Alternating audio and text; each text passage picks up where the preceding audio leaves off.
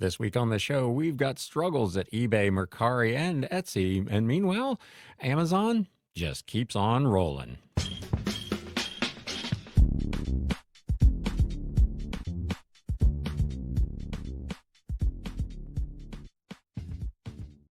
What is up, Galaxians? Welcome to episode number 285 of the Galaxy CDs, Rocks, and Flips Reseller Talk podcast. My name is Ryan. I've got a wee bit of reselling news this week. Not a whole lot new to cover. We covered the bulk of what was going on with some of the eBay issues in the Wednesday Live. So if you didn't catch that, go to the YouTube channel and catch the Wednesday Live, especially the first, say, 20 minutes of that, where we covered all the problems that eBay was having with the rollout of their various new policies. We've got some more information about some of that today in this episode, along with some updates from Mercari, some issues over at Etsy, and a really big announcement from Amazon. We also have, at the back end of the show, a What Sold recap. There will be timestamps to all the various segments, so if you want to go to something particular, you can click that to do so. With that, let's get into this reselling news.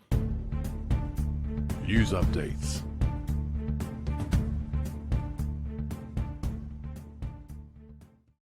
As I said, we talked about kind of the biggest issues with eBay and the things that they were intending to roll out back on Tuesday, most of which failed to launch. One of the big ones was the buyer fee and simple delivery rollout over in the UK, which finally rolled out, or was in the process at least, of rolling out starting on the 6th. However, people are clever. If there's a way to work around something, by gosh, people are going to find it, and people in the UK have already begun sharing tips and tricks on how to avoid the eBay buyer fee. You may recall we've been talking about it for a while.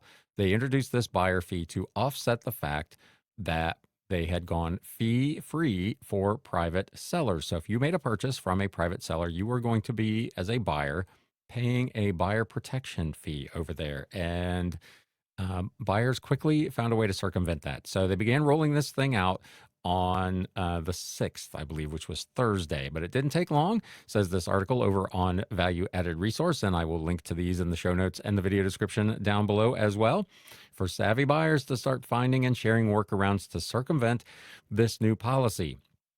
After the last-minute change to a phased rolled-out approach and an embarrassing failure to launch on the 4th, which we just discussed, buyers began to see the new protection fee reflected in item prices for listings from private sellers in electronics, which is what they said they were going to do first, starting on February 6th. However, just 2 days into the change, some people have figured out how to avoid paying the new fee by exploiting a quirk of how eBay propagates listings to show across their various country-specific websites. I'm going to go on a bit of a side tangent here, and if someone out there can explain to me why eBay has these country-specific websites, because it's not clear to me that it really makes any sense. Obviously, it allows them to have specific rules for specific sites. So if there are particular regulations, I guess, in Europe or in the UK or in Australia, or particular programs that make sense for those countries, I guess that would make sense to do those things on a separate site. But this example that we're going to get into kind of casts a light on why those things don't work. So, for example, and if you're watching on YouTube, you're going to be able to see what's going on here. If you're just listening to the podcast, hopefully you can follow what this is. But there's an example of an item viewed on ebay.co.uk, which is obviously the UK site, that shows a buyer protection fee inclusive price on an item of £83.26. The item is ebay.co.uk, 306, yada, yada, yada, whatever. It's a Sony CyberShot camera. And it shows with that fee correctly attached to it. This is a item in electronics in the UK being purchased by someone in the UK, where everything is aligned for that fee to apply. At checkout, using an address in the UK, it shows £3.75 for the postage for a fee inclusive total of £87 and a pence. Sounds good so far. However, and here comes the little secret, if one were to copy the item number and then simply change the rest of the URL to view the same site on regular old US eBay.com, not on .co.uk, the listing now shows a price of British Great Britain pounds, easy for me to say, 79.99, which does not include that buyer fee. And you can see again, if you're watching on YouTube, right there it is in black and white. It's now just 79.99. And at checkout, using the same purchaser address in the UK, the total comes to just 83.74. So the fee has disappeared. You simply have to go and find that exact item on ebay.com and buy it there. Since the seller is in the UK and so is the ship to address in this particular scenario, presumably there would be no additional costs, taxes, duties, etc., because it's not moving from one country to another, even though it's on a different eBay site, to the buyer, and should be no significant difference in the shipping time or any other really aspect of that transaction.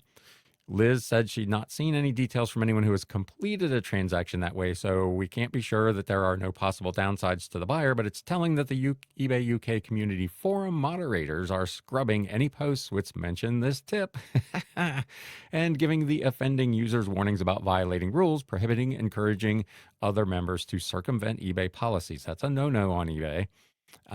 So even though this is theoretically a beneficial customer workaround, eBay, of course, is losing out on collecting fees and would not be pleased by that. It's also not clear, she goes on, how the transactions using this workaround may impact the private seller, because again, those fee-free sales were supposed to be sellers, registered private sellers in the UK selling to buyers also in the UK. Now, the situation becomes eBay.com, the US version, does not differentiate between private and business sellers in the same way that they do in the UK. So there is a chance that the seller would still not be paying fees on this because it's transacted somewhere else.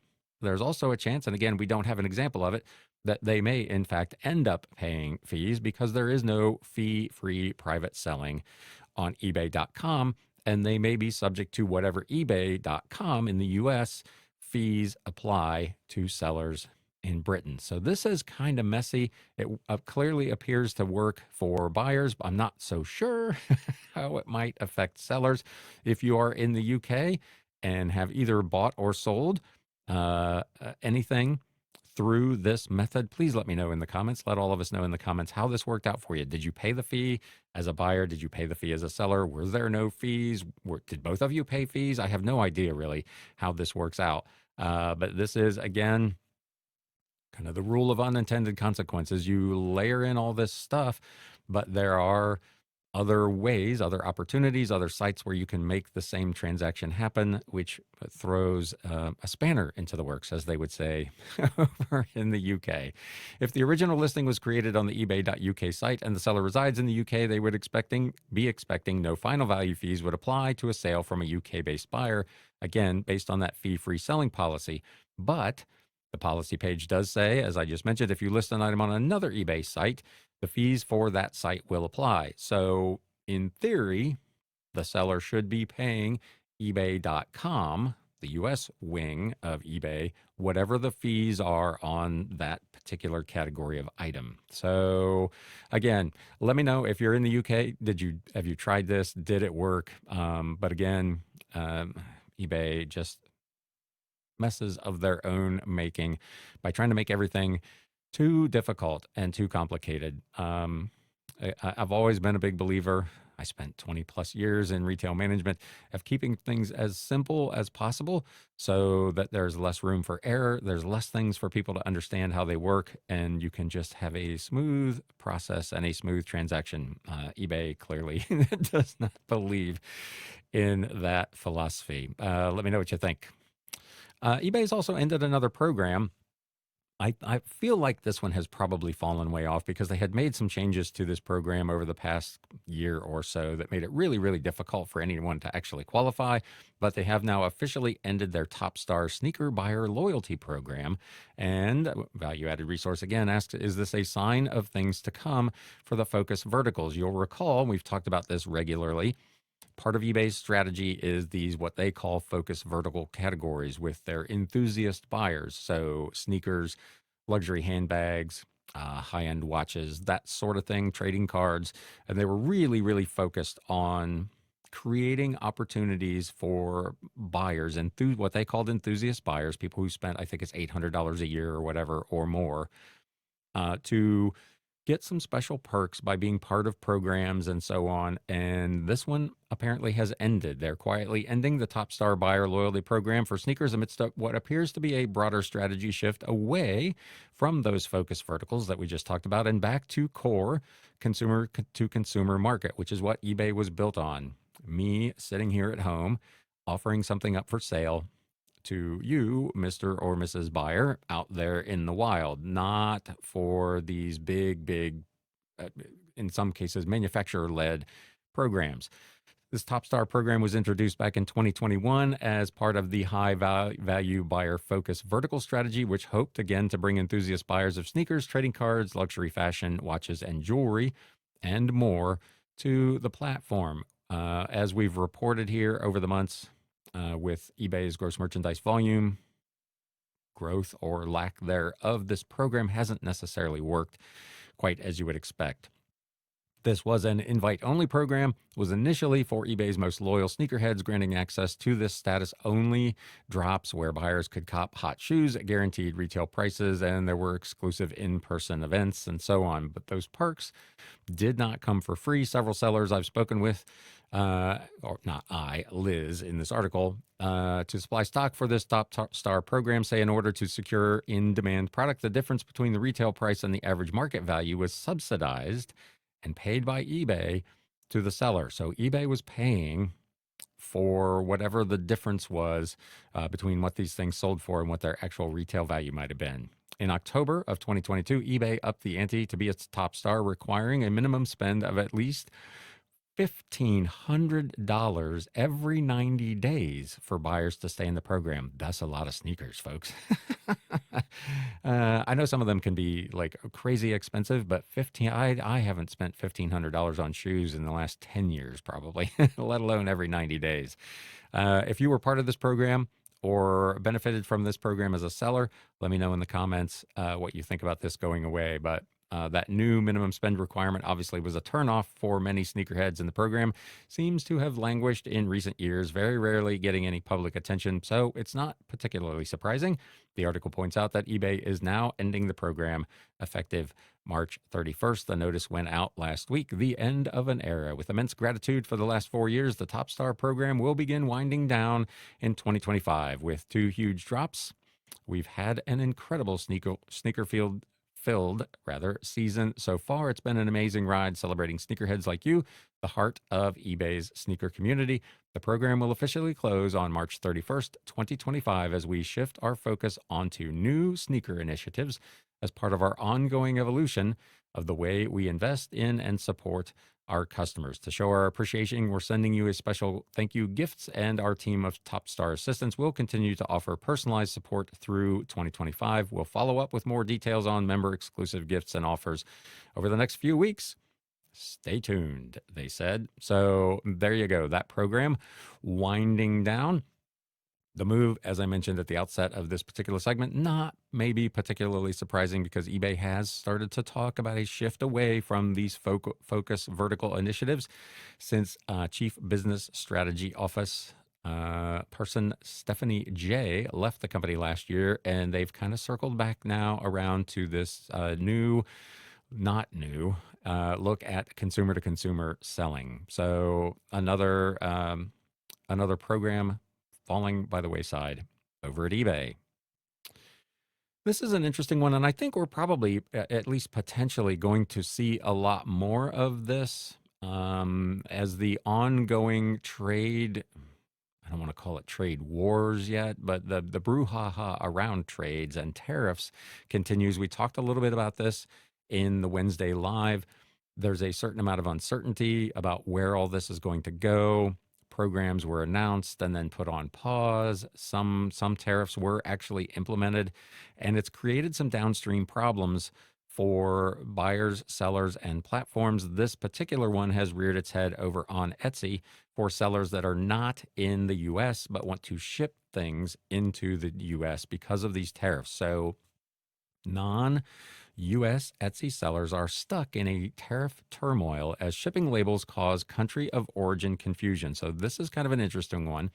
Etsy sellers outside the US are struggling to comply with new tariff requirements as labels purchased from the platform don't allow changes to be made to the country of origin. So, this is not the country that you're in. This is the country where the product was actually originally created or made. So, this is where it gets to be a problem because apparently Etsy defaults the country of origin to the country where the seller resides, which of course is not necessarily where the item was originally made. E-commerce consultant and Etsy seller Cindy Baldassi posted the issue on LinkedIn, pointing it out. It's an old problem recently gaining more attention due to these recent changes, and it's something that should have been fixed long ago. This probably should be something that's relatively easy to fix, you would think. It should be a toggle or a drop down added to the shipping menu. I can't imagine this is going to be a major problem to get fixed. I say that, and then it'll be a nightmare.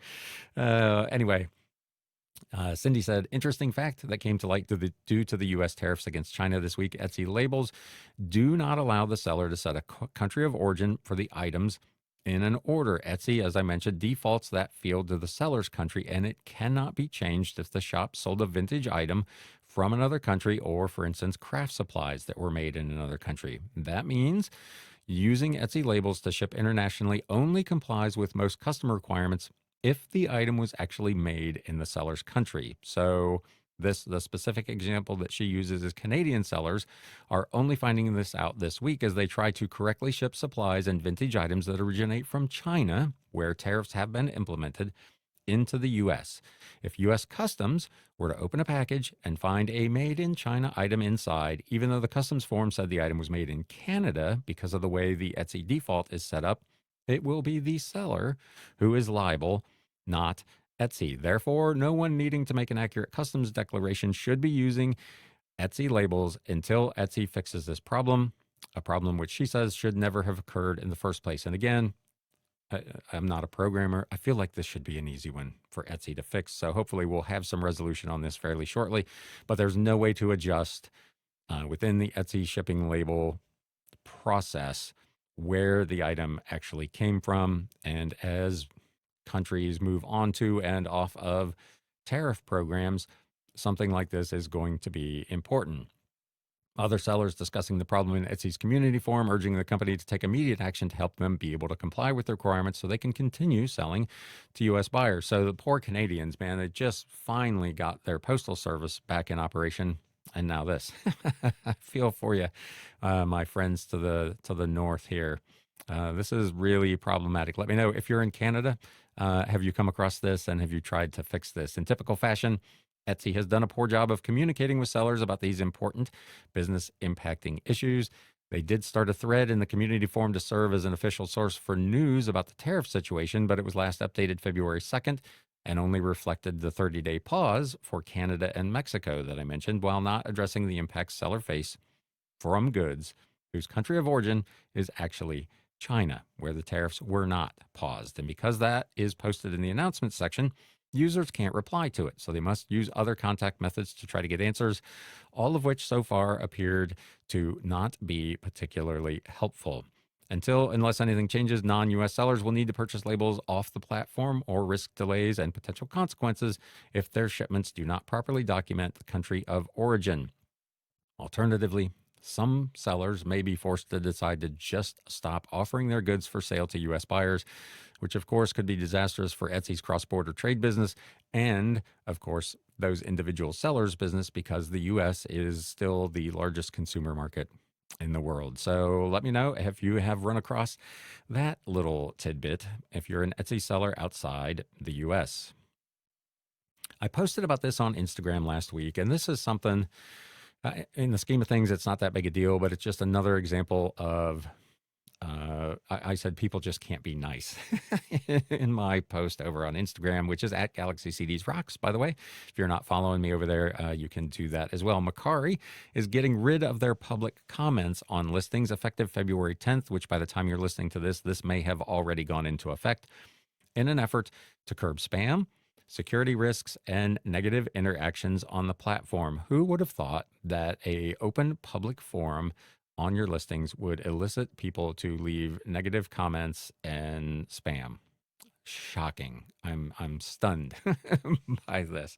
If you're a YouTuber, you see it all the time in your YouTube comments. People trying to solicit you to sign up for their SEO services or whatever it is, or just trolling you. They don't like your channel. In this case, they don't like your item. They don't like your photos. They were just people being rude, and it was causing problems, obviously, for sellers. The announcement was emailed to users this week, saying the company had heard feedback that the feature was, quote, less helpful than planned. Oh, my goodness. You've got to laugh. We introduced public comments, they said, to help our users connect and find answers about listings. And I have had a couple of times where rather than sending me a message directly, a prospective buyer has just commented on the listing. Hey, does it have this? Is there a picture of that? Can you tell me whatever? Rather than sending a message to me as a seller. Personally, the advantage of that obviously would be that anybody else who might have that same question would see the answer to that in the comments to that listing. So it potentially saves you time and trouble.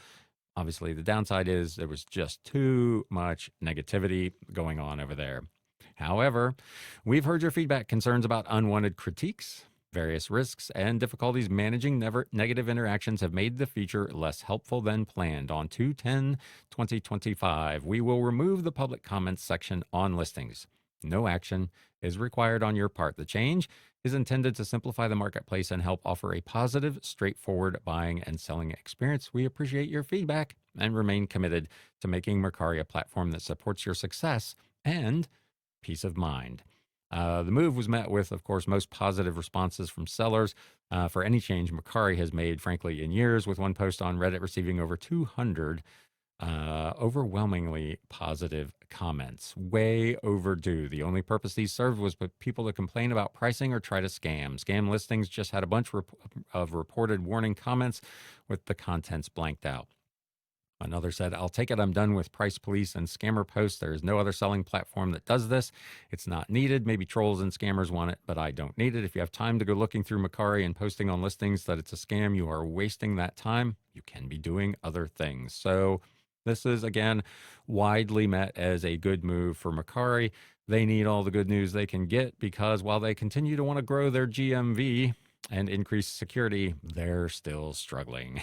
Mercari reported financial results for the most recent quarter, which ended December 2024, with gross merchandise volume, or value as they call it, GMV, below expectations. Interestingly, for both Japan and U.S. marketplaces, as security issues and fee missteps that we have talked about at length on this show stymie growth. While the Japan marketplace did see some GMV growth, it was not as much as had been expected, with Mercari blaming warm weather in October for a slow start to the holiday spending and issues with increased fraud early in the quarter, which were mitigated, they said, and reportedly returned to normal levels. Again, people just can't be nice. We have a normal expected level of fraud. That's the world that we live in. I don't want to get too much commentary, but it's kind of what I do here. But you budget for fraud, and they had too much, and now they've fixed it, and they've implemented new security measures back in November. Now, this is mostly for Japan, although you may recall we did talk about here. What was it, 6 weeks or so ago? There was a rash of messages that were going out to Mercari sellers about having to click this external email link to input information so that you could continue to sell, which was clearly a spam, an attempt to a phishing attempt, if you will, to get you to click on a link and provide your bank account information. I don't know. There was never any reporting about how a number of people who may have fallen for that. But that was really prevalent for a while. I personally got 6 or 7 of those messages, so it was bad, and that was here in the U.S. Despite high temperatures in October delaying the start of winter item sales, as well as the impact of fraudulent use, GMV grew in the latter half of the quarter due to the effects of product strategies involving such things as the redesign of the home screen. The impact of fraudulent use has returned to normal levels. Again, this is for Mercari, actually in Japan. Despite strengthening investments in Mercari Hello and recording additional expenses for fraudulent use countermeasures, adjusted core operating margin was 39% or 46, excluding Mercari Halo, achieving high profitability, they said. So Japan, while they didn't hit their numbers, continues to be at least profitable over there. The U.S. marketplace, however, not so much, continuing to struggle after last year's fee shakeup debacle with not one, not two, but three different attempts to get the fee thing right. Gross merchandise value down 27% year over year, and hit particularly hard by that middle change of fees where they tried to do a 10% buyer fee, a flat fee, where previously it had been adjustable. For clarity and transparency, they tried to go to just flat 10% in September, and it absolutely crushed their sales. After changing the service fee paid by buyers from a variable rate to a fixed rate of 10% in September, GMV growth slowed negative 27% year over year due to the increased burden on buyers, among other factors. To address this, we introduced a new fee model in January, which is showing, they said, initial signs of improving GMV. We've talked here over the last month since that went into place, particularly on the live shows on Wednesdays. I almost every week I ask sellers, how are you doing on Mercari? Have you noticed a change? Some say things are picking up a bit. My personal experience, for those of you who have not attended those lives, is my business on Mercari is essentially flat. In fact, in the last week, I've not sold a single thing on Mercari with 9,700 listings. I have not had a single sale on Mercari. Anyway, aiming to break even, we moved ahead with further profitability improvements and achieved a profit for the month of December. So they did make a little bit of money at the end of the quarter. In Q2, core operating profit was negative 0.1 billion in Japanese yen, showing significant improvement both quarter over quarter and year over year. So again, while it's not great, it is moving, at least in theory, in the right direction. Again, remember the U.S. arm is now under new leadership, with original founder Shintaro Yamada, who is also the CEO of the Japanese wing of Mercari, taking over after John Lagerling, quote unquote, resigned in December. The U.S. market is recalibrating under this new fee structure, with the fee split between buyers and sellers, as we've talked about here previously. So that's what's going on at Mercari. Not great. They're still struggling. Hopefully they get it sorted out.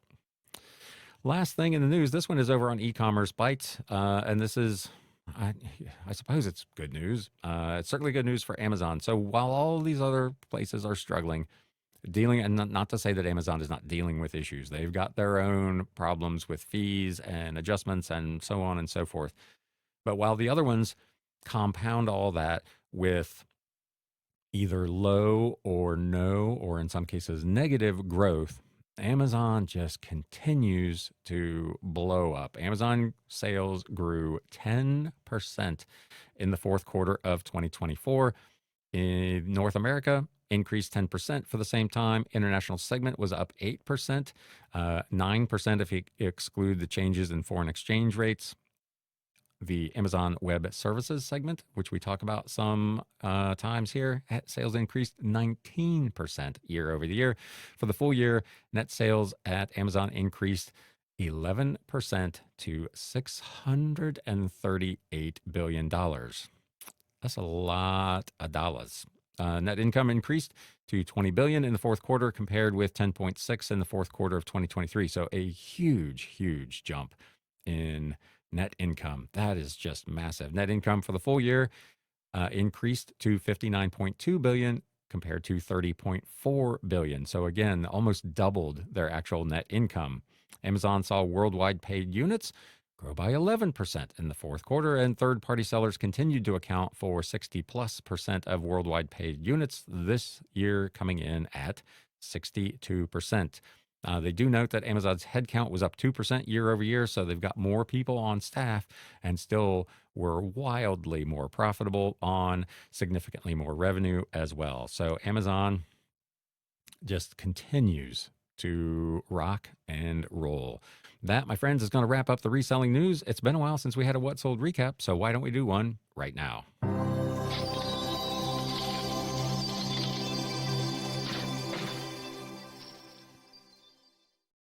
It's been, gosh, what's it been? 10 days since I did one of these. I did one in the Wednesday live 2 weeks ago, and then I haven't done one since. And even with all that, I've only got, I think, a dozen things here today. It has been a bit of a slowdown from the end of January. We discussed this in the live Wednesday as well. A lot of sellers seem to be experiencing the same thing. Sales across most platforms seem to be a little soft the last week of January, the first week of February, as we talked about on that live on Wednesday. And I just mentioned earlier in the news segment, there's a lot of uncertainty in the marketplace, in the world, not just in a marketplace. And I think that is contributing to people being maybe a little bit more cautious with their money. I talked about in my Instagram post, my weekly recap, controlling the things we can control, continue to do your listings, continue to source good merchandise. Maybe you want to manage your cash flow a little more closely as sales tend to be a little softer. But we got to keep kind of trusting the process and grinding away here and hoping that things calm down a little bit and business starts to get back into normal. All of that commentary out of the way. Let's get into these what sold items. This first one sold over on eBay. This sold in, gosh, less than 24 hours. This is Britain and Japan, 1858 to 1883, written by Grace Fox. This was a Oxford Clarendon Press illustrated hardcover from 1969. Had this listed for $24.99, which put it kind of smack in the middle of the ones that were available. And it was the cheapest one, I believe, with a dust jacket. I received an offer from someone actually in Japan for $20 for this item. They ended up paying actually a total with shipping of almost $70 to get this. But this book, which was listed for $24.99, did sell on a best offer of $20. The buyer paid $613 for the US wing of the shipping for an order total here of $2613. Fees $3.92. Cost me the $613 to ship. This was part of a lot of books that I bought and own for just 50 cents. So my total cost $10.55. Net profit on a $20 item, $15.58. Not too shabby. Still on eBay, this is Gump's Treasure Trade, a story of San Francisco, written by Carol Green Wilson, 1949, illustrated hardcover in its dust jacket about a kind of an antique shop in San Francisco. Really interesting book. This was also part of a big lot I'm into for 50 cents. This was listed for $24.99. Got a watcher. I sent out an offer and sold it for $21.24 plus shipping. Order total $28.45. My fees $4.23, $1.99 for the promoted listing fee. Shipping $5.38, which was of course paid by the buyer. Cost of goods sold, as I mentioned, 50 cents. Net profit on this book $14.52. First sale over on Etsy. This one was actually in pretty rough shape, but it did have its dust jacket. But the dust jacket had a lot of wear, a lot of staining. The back had some areas where it was literally torn through the cover. So this was pretty rough, but it's a very unusual piece. This is the Reader's Guide to the Everyman's Library, number 889. Hardcover in its dust jacket from 1939, revised edition that covered this series of books that was published kind of in the 19 teens through the 1930s. A lot of classic literature and science and the whole nine, part of this collection called Everyman's Library, kind of the things you should have in your library.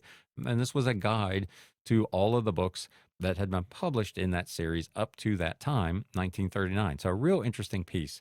This sold to someone in England on Etsy for $21.99. I'm currently running 10% off on Etsy, but that is only here in the US. So this sold at full price. The buyer paid $34.20 for shipping, and so did I. Because Etsy, despite me having clicked the box not to give the discount to the buyer, continues to do so. Anyway, their order total 56.19. I paid 5.59 in fees. Thankfully, no offsite ad fee on this. Shipping cost, as I mentioned, 34.20. This was also part of a big lot of books that I owned for 50 cents, so my net profit 15.90.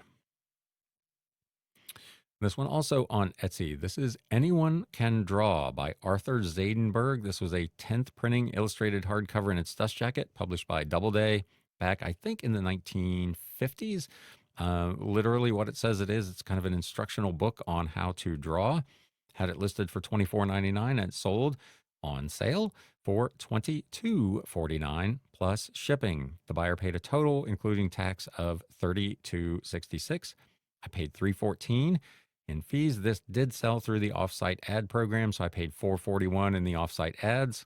Shipping paid by the buyer, of course, but was $6.88. This was part of the big 15,000 book lot, so I'm into this for 4 whole cents. Net profit again, $14.90. Back over to eBay. These were 2 books that I picked up in a big lot of science and engineering books back in the late fall. I'm into these for 38 cents a piece. This is Numerical Weather Prediction by George Haltner from 1971, a first printing, and Dynamical and Physical Meteorology by the same author. I don't remember what year this was from. I want to say early 1970s as well. A couple of hardcover textbooks about meteorology way back in the day in the 1970s. I picked these up again for 38 cents a piece. They were both listed and sold for $12.99 a piece. So the order total $25.98. Buyer's order total $35.78, including shipping and tax. I paid $5.22 in fees, $2.50 in promoted listing fees. Cost of goods sold 76 cents. Net profit $17.50. Again, love these old textbooks. Old.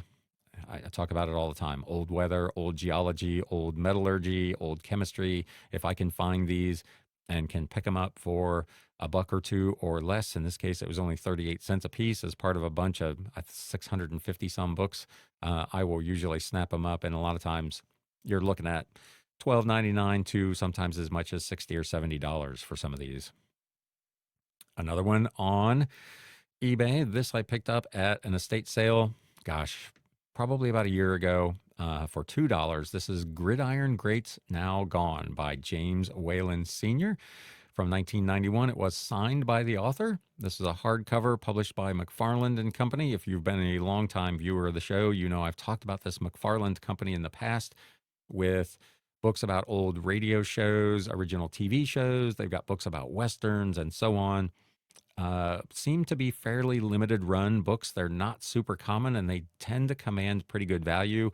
I was at a sale where this person had literally dozens of these. I bought them all for $2 a piece and they have been absolutely fantastic. This listed and sold for $25.99 plus shipping. The buyer paid a total of $33.45. I paid $4.90 in fees, $2.34 in the ad fee, the promoted listing fee. Again, the cost of goods sold, as I mentioned, $2. Net profit $16.75 for Gridiron Greats Now Gone. Back over to Etsy. This was part of another big lot of books. I was into this one for 54 cents. Part of this was, I think I talked about this package once before. I was at a sale and the seller had 2 boxes of stuff that he was holding for someone else, that he had been holding for someone else for a couple of sales, and this guy had not come back, and he knew I bought books. He said, hey, I got these 2 boxes here I've been holding. If you want them, I'll make you a good deal on them. I flipped through it. There was some good stuff in there. I said, what are you thinking? He gave me a number. I countered. We agreed. I own them for 54 cents a piece. This is Ludwigsburg by Otto Borst and Martin Honecker from 1984, hardcover in its dust jacket. This is actually in 3 languages, German, French, and English, along with illustrations. Really cool old book, listed for $32.99, sold as part of my sale over on Etsy for $29.69 plus shipping. The total was $39.40. I paid $3.80 in fees, no offsite ad fee. Again, my cost of goods sold net 54 cents. My net profit $25.35. Cool little book. This is a maybe 4x6 hardcover, Improvised Equipment in the Home Care of the Sick by Lila Olson, a 3rd edition illustrated hardcover from 1941. This was another one, part of the big 650 odd book lot, so a 38-cent cost of goods sold. Neat little book about just what it says, improvised equipment for people who were in home care. So really interesting look at some of the things they were doing in the 1930s and 40s with kind of improvised medical equipment. Listed and sold over on eBay for $29.99 plus shipping. $5.43 in fees, again $2.62 for the promoted listing fee. 38 cents cost of goods sold. Net profit on this little book, $21.56. Old paperback, part of a big lot, into it for 50 cents. Paperbacks can be hit or miss. Some of them are worth less than it costs to ship them. Some of them can be pretty good. This one fell into the pretty good category. This is House of Stairs by William Slater, a first printing Avon Books paperback from 1975. I've had this for a while. It was listed, I believe, for $39.99. It was part of my current clearance sale and sold for $30.39, which from a 50-cent cost of goods sold is a flip I would take. The buyer paid a total of $36.92. I paid $5.37 in fees. Again, cost of goods sold 50 cents. My total costs out the door were $12.34. My net profit $24.58 on this old paperback from the 1970s. This sale actually happened a couple of weeks ago. As I mentioned, I've not made a sale on Mercari all the last week. This was sold on January 28th. 2 art books in a bundle offer made by the buyer for a total of $34. I do not charge shipping. On Mercari, I add it into the price of the items. Again, this was a bundle offer, so I probably ate a little bit on the shipping. Obviously, it came after the fees had changed. I paid $3.40 in fees on this. They cost $7.63 to ship, but my cost of goods sold was only 50 cents a piece, part of the big 1800 book lot from a couple of months ago. So my net profit, $21.97 for these 2 art books on Mercari. They were both published in the 1970s. Unfortunately, the way Mercari handles bundles, I wasn't able to get a screenshot of both covers, so I can't tell you exactly what they were, but they were 2 vintage art books that sold essentially for $17 a piece, with a cost of goods sold of just 50 cents. Back over to eBay and back into these kind of X-ray and, what I have, electron microscope books that I bought in a big lot a while ago for 94 cents a piece. This is Fundamentals of Energy Dispersive X-ray Analysis. Whew. Published in Britain by Butterworth. This was a hardcover from 1984, edited by J.C. Russ in really nice condition. Again, part of a big lot of other engineering and so on books that I picked up for 94 cents. It sold for $34.99 plus shipping. Buyer paid a total of $43.20. I paid $5.83 in fees, $14.98 total costs for me. Net profit $28.22. Again, I love these old science, metallurgy, X-ray, electron microscope. I will generally snap them all up. 2 more art books. These 2 went over on Etsy. Paris in Our Time, published by Albert Skira, written by Pierre Corthion from 1957. Hardcover with color plates. So again, these were actual plates kind of glued to the pages rather than printed on the pages. So really nice collection of art prints. And then Otto Benisch, Rembrandt from 1977, also published by Skira. This was just a conventional illustrated hardcover in its dust jacket. These sold for $24.99 and $14.99 respectively. Then with the 10% off, sold for a total of $35.98 plus shipping.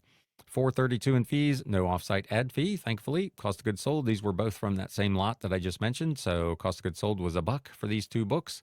Net profit, $30.66. Back over to eBay. This is one that I just listed as well. I'm working my way through a bunch of books that had kind of gotten buried behind more recent purchases. I've had this probably for 6 months in the garage and have just gotten around to listing it and sold it in less than 2 days once it was listed. Charles E. Taylor, 1868 to 1956, The Wright Brothers Mechanician, limited edition, first edition, signed by the author. So a really unusual piece. pretty wide range of pricing on these. I priced mine again kind of right in the middle for one that was signed by this author, listed and sold again in less than 48 hours for $59.99. This was part of a big estate buy I did. Again, another one I'm into for just 50 cents. Buyer paid a total of $69.62. I paid $9.77 in fees, $4.87 for the promoted listing fee. My total cost $24.77. Net profit on this book $44.85. I wish I had listed it a while ago. More of these science books. So this was a big purchase, all from one buyer. This person reached out to me and said, I've got 5 books in my cart. Would you sell them to me for $80, including shipping? And I agreed to that deal. They bought Electronics of Solids by W.R. Beam, Experiments in Electronics by W.H. Evans, that one from 1961, Physical Electronics by Robert Ramey, Introductory to Electrical Engineering, and Physical Basis for Electrical Engineering. These books were all mostly published in the 1960s. The original total on these books was $76.95 plus shipping. With the agreement that he and I made, I sold them for $68.60 plus shipping. His shipping total was $11.40. His order total with tax came to $84.62. I paid $12.91 in fees, $6.51 in promoted listing fees. These went out by Ground Advantage, so I did save a little bit of money on the shipping, only paid $6.53 to ship them out of here. My total cost of goods sold for all 5 of these books from different lots of kind of collections like this was $4.63. So my net profit was $49.42.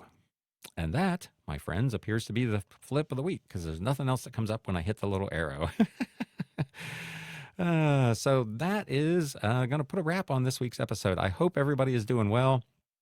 I know it's a bit of a struggle out there. I'm feeling it myself. My postman is telling me the same thing. He's got people coming in either less frequently or with a lot less stuff than what he is accustomed to. So there's no denying, it's a little bit of a slow time, I think, for everybody. I encourage all of you to do what you can, not only for yourselves, stay on track, keep doing the right things. It always comes back to us. But to be as supportive as you can of each other. You've got obviously all of the trials and travails that are going on with these platforms that are constantly either asking us for more money or generally making our lives more difficult. And then you've got a little bit of a business slowdown on top of it. So this can be a rough time.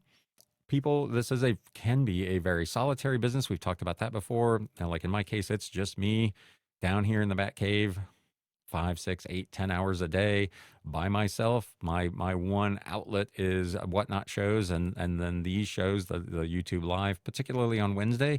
So if you have people in your community, on your YouTube, on your Instagram or whatever, that are also sellers, do what you can to support each other and be helpful, be positive. This thing will turn itself around eventually. It can't be slow forever, right? With that, if you got something out of this episode, please do me a favor. If you're watching on YouTube, hit that thumbs up button. Feel free to share this with anyone else that you think might get something out of it. There was a very nice comment, actually, that I did post over on Instagram. Someone said that that I was the best eBay newscaster, hands down. A lot of that credit, of course, obviously should go to Liz. Liz, thank you. As always, I cannot thank you enough for the work that you do, bringing the news to everybody. I'm just a talking head. She does all the work, but I appreciate it. I appreciate everybody who comes out and spends a little bit of time here with me on Mondays and Wednesdays. Hopefully we will see you again on Wednesday. My next Whatnot show is Tuesday night at 7 p.m. Eastern. It is vintage religious books, so if you're interested in that, be sure to stop by Wednesday night. Until then, my friends, it's time to sell. Thanks, guys. You have been listening to the Galaxy CDs Rocks and Flips Reseller Talk podcast. Thank you so much for tuning in, and we will catch you again next time.